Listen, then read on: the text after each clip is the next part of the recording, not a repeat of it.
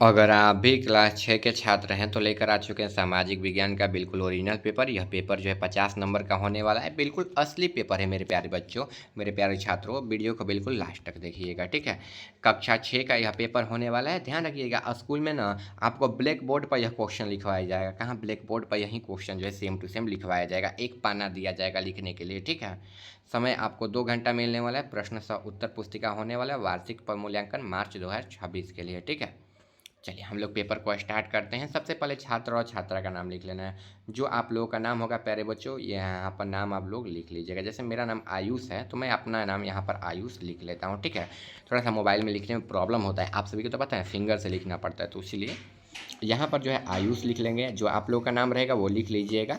यहाँ पर आपका रोल नंबर रहेगा। रोल नंबर जैसे मेरा 1 है तो मैं 1 लिख लेता हूँ। फिर यहाँ पर विद्यालय का नाम दिया हुआ है तो विद्यालय का नाम, संकुल का नाम, जो भी नाम होगा वो लिख लेंगे। फिर जिला, प्रखंड, इतना सब जो है लिख लेना है। फिर देखिए यहाँ पर विषय का हस्ताक्षर दिया हुआ है, मूल्यांकर्ता और प्राप्तांक। तो इसको छेड़छाड़ मत कीजिएगा। जो कॉपी आपके दिए होंगे वहीं सर आकर हस्ताक्षर करेंगे और कॉपी आपसे लेंगे।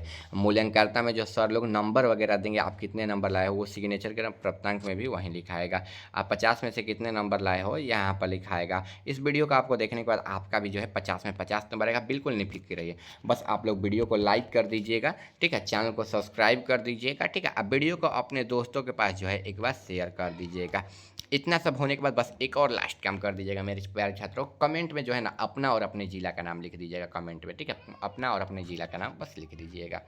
देखिए 1 नंबर क्वेश्चन है। कोष्टक में दिए गए विकल्पों में से सही विकल्प चुनकर रिक्त स्थानों की पूर्ति करना है।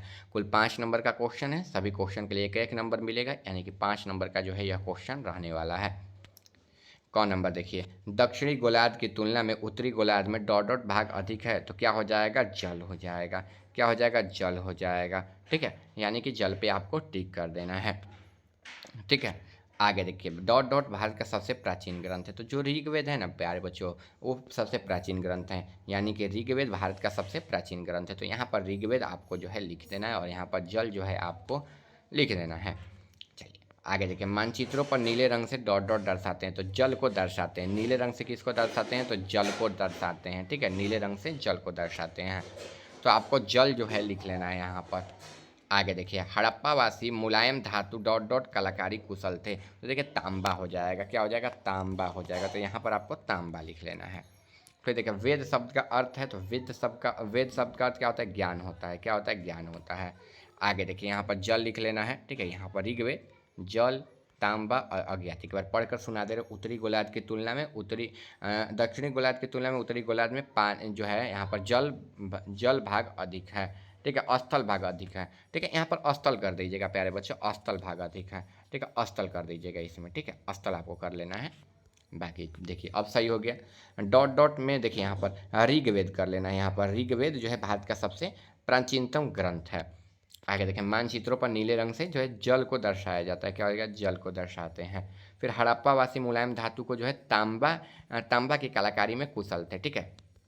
आगे देखिए, वेद शब्द का अर्थ है तो ज्ञान हो जाएगा। क्या हो जाएगा, ज्ञान हो जाएगा, ठीक है। चलिए आगे हम लोग बढ़ते हैं। आगे जो है यहाँ पर दिया गया है, दिए गए कथन में सही पर सही और गलत पर गलत का निशान लगाना है। कुल 5 नंबर का क्वेश्चन है। सभी क्वेश्चन के लिए एक नंबर मिलेगा, यानी कि 5 नंबर जो है यहाँ से मिल जाएगा। क ख ग घ ङ। क नंबर है, प्रशांत महासागर का सबसे बड़ा महासागर है तो प्रशांत महासागर जो है सबसे बड़ा महासागर, ये सही हो जाएगा। और सबसे गहरा महासागर भी है तो पहला नंबर जो है सही हो जाएगा। विश्व का सबसे बड़ा द्वीप ग्रीनलैंड है। विश्व का सबसे बड़ा द्वीप ग्रीनलैंड है प्यारे बच्चों, ये सही है। तो हाँ सही हो जाएगा, दूसरा नंबर भी सही हो जाएगा, ठीक है। भूविज्ञानी पशुओं एवं मानवों अवशेषों का अध्ययन करते हैं। देखिए इसको गलत कर लेंगे, ठीक है। पहला नंबर जो है सही हो जाएगा, दूसरा नंबर जो है गलत हो जाएगा, ठीक है। तीसरा में भूविज्ञानिक पशु और मानव के अवशेषों का अध्ययन करते हैं तो सही हो जाएगा तीसरा नंबर। हड़प्पा और मोहनजोदड़ो पाकिस्तान में तो ये गलत हो जाएगा। और वैदिक ऋषियों को ताड़पत्र की पांडुलिपियों पर लिखा गया है तो ये सही हो जाएगा प्यारे बच्चों। यानी कि पहला सही हो जाएगा, दूसरा गलत हो जाएगा, तीसरा सही हो जाएगा, चौथा गलत हो जाएगा, पांचवा जो है प्यारे बच्चों यह सही हो जाएगा, ठीक है। चलिए स्तंभ को स्तंभ से मिलान करना है। स्तंभ अ हो गया, स्तंभ ब हो गया। क ख ग घ ङ, इधर 1 2 3 4 5। मानचित्रों की पुस्तक या संग्रह, सबसे छोटा महासागर, सबसे बड़ा महासागर, 8 जून और ऊंट। इधर आर्कटिक, विश्व महासागर दिवस है, एटलस, मरुस्थल का जहाज और प्रशांत महासागर, ठीक है। देखिए यहाँ पर देखिए पहले ऊँट, ऊँट को क्या कहते हैं, मरुस्थल का जहाज कहते हैं, तो इसको यहाँ पर मिला देंगे। 8 जून, 8 जून क्या है, तो विश्व महासागर दिवस है। क्या हो जाएगा, विश्व महासागर दिवस है 8 जून को। सबसे बड़ा महासागर तो प्रशांत महासागर में इसको मिला देंगे, ठीक है। सबसे छोटा महासागर तो आर्कटिक महासागर हो जाएगा। मानचित्रों या की पुस्तक या संग्रह को क्या कहते हैं, तो एटलस कहते हैं प्यारे बच्चों। यानी कि पहला का जो है ग हो जाएगा, दूसरा का जो है क हो जाएगा, तीसरा का जो है यहाँ पर अंग हो जाएगा, चौथा का जो है ख हो जाएगा और पांचवा का जो है घ हो जाएगा प्यारे बच्चों। इतना जो है आपको बिल्कुल आराम से जो है मिलान कर लेना है, लिख लेना है। आप वीडियो को एक बार आप लोग लाइक कर दीजिएगा, क्या कर लाइक कर दीजिएगा, चैनल को मेरे सब्सक्राइब कर दीजिएगा, आप वीडियो को शेयर कर दीजिएगा, कमेंट में आप लोग अपना और अपने ज़िला का नाम लिख दीजिएगा। बस लाइक और सब्सक्राइब कर दीजिएगा, काफ़ी है, शेयर भी कर दीजिएगा।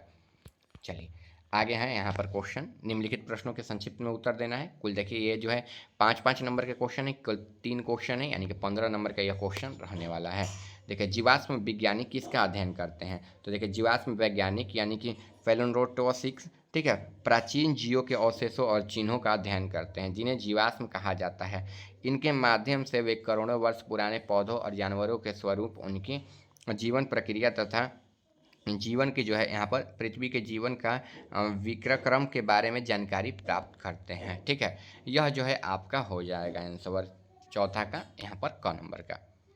ख नंबर है, देखिए इतिहास जानने में 3 स्रोत के नाम लिखना है। तो देखिए इतिहास जानने में मुख्य स्रोत पुरातात्विक वस्तुएं, साहित्य ग्रंथ और मौखिक परंपराएं, जिन्हें अतीत की जानकारी मिलती है। क्या हो जाएगा, अतीत की जानकारी जो है मिलती है।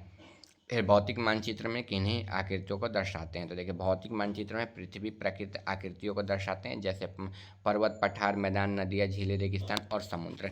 ये सब जो है आपके शामिल हो जाएंगे। और घ नंबर देख लीजिए। अब उसके बाद 3 क्वेश्चन के बाद और क्वेश्चन है, 5 क्वेश्चन है, सभी क्वेश्चन का 3-3 नंबर मिलेगा, यानी कि 15 नंबर का क्वेश्चन है प्यारे बच्चों, ठीक है।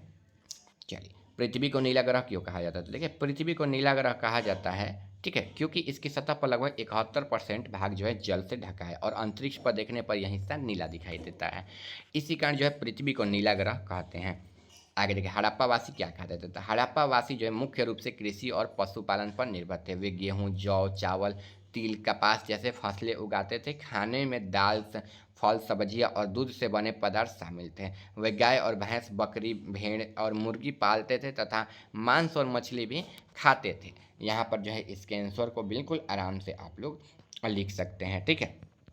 चलिए 5 नंबर है, निम्नलिखित प्रश्नों के उत्तर देना 50 शब्दों में। कौन है भारत देश का नाम भारत क्यों पड़ा, अथवा व्यापार से आप क्या समझते हैं। चलिए व्यापार के बारे में हम लोग लिखे हैं। व्यापार से मतलब है कि वस्तु या सेवा का उत्पादन करने, उसे बेचकर लाभ कमाना। इसमें 2 मुख्य पक्ष होते हैं, उत्पादक और उपभोक्ता, ठीक है। व्यापारी किसी वस्तु या सेवा के खरीदकर या बनाकर बाजार में बेचता है और इसके बदले जो है पैसे प्राप्त करता है, ठीक है। ये हो जाएगा। आगे देखिए गौतम बुद्ध के बारे में लिखना है, अथवा 3 जनजातियों के समूहों को बनाकर लिखना है। चलिए हम लोग गौतम बुद्ध के बारे में लिखेंगे। तो गौतम बुद्ध प्राचीन भारत के महान धर्मगुरु थे। उनका जन्म लगभग 563 ईस्वी में लुम्बिनी में हुआ था। उनका असली नाम सिद्धार्थ गौतम था।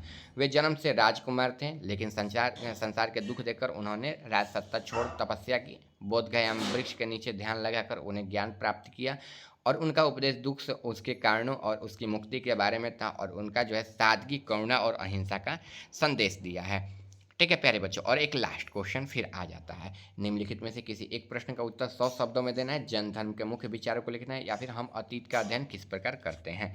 तो देखिए हम अतीत का अध्ययन इतिहास के मध्य से करते हैं। इतिहास हमें यह समझाता है, मदद करता है कि हमारे पूर्वज कैसे रहते थे, उनकी सभ्यता, संस्कृति, समाज कैसा था। अतीत का अध्ययन मुख्य रूप से 3 प्रकार के स्रोत से जुड़ा है। प्राकृतिक लिखित स्रोत जैसे पुरानी किताबें, अभिलेख, धर्म ग्रंथ। सामाजिक और मौखिक स्रोत जैसे लोक कथाएं और गीत और कहानियाँ, ठीक है। चलिए आगे देखिए यहाँ पर सभ्यता संस्कृति कैसा था, तो देखिए यहाँ पर जो है हो जाएगा सामाजिक, और यहाँ पर लोग कहता है गीतिया। सब आपको जो है भौतिक स्रोत जैसे सिक्के, मूर्ति, ये सब जो है आपको लिख लेना है, छाप लेना है प्यारे बच्चों, ठीक है। चलिए हम लोग मिलते हैं अगले वीडियो में। आप लोग जाकर अगला वीडियो मेरे चैनल पर ही देख सकते हैं, उसी वीडियो में हम मिल जाएंगे, ठीक है।